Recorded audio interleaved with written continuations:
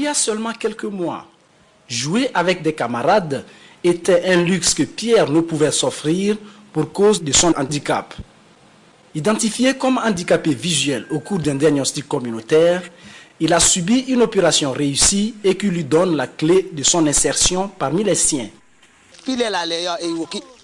Avant, il ne pouvait approcher les autres enfants quand ces derniers s'amusent. Maintenant, il a cette chance. Il ne les encombre plus. Vous nous accusez de négligence des handicapés. En fait, c'est parce que lorsque je travaille et qu'il est là sans pouvoir m'aider, je le trouve inutile. Ça ne dépend pas de nous. Victime de discrimination en famille, le jeune garçon avait d'autres difficultés à l'école. Avant mon opération, je ne voyais pas ce que l'enseignant écrivait au tableau et je ratais des cours. Aujourd'hui, je vois bien. De plus, mes camarades évitaient de m'approcher, ce qui n'est plus le cas aujourd'hui.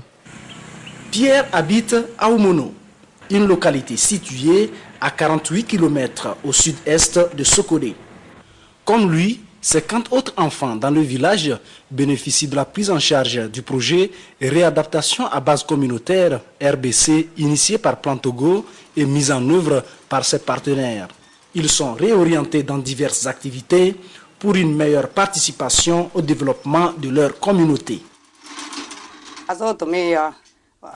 Comparé aux autres, son apprentissage est un peu compliqué, mais elle s'en sort quand même. Il est comme un frère ou un fils pour moi. Il n'y a pas de différence à observer entre lui et les autres. Ils apprennent de la même façon.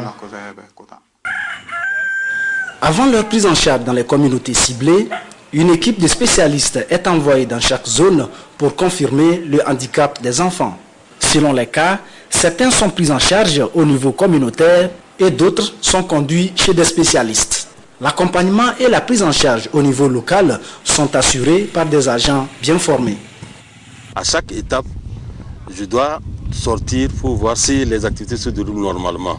Les agents RBC rappellent aux parents d'enfants handicapés et à tous les membres de la communauté que les enfants handicapés ont des droits comme tous les autres enfants. Et en plus de ces droits, qu'ils ont des besoins spécifiques dont ils doivent tenir compte. Dans les 80 villages des régions centrales et plateaux qui bénéficient du projet, les difficultés sont liées à la perception du handicap et la négligence de certains parents. Selon une étude récente, on compte 200 millions d'enfants handicapés dans le monde.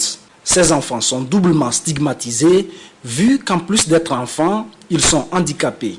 Ces personnes vulnérables rêvent cependant d'un monde dans lequel tous en tant qu'enfants réalisent leur potentiel pour un autre regard du monde.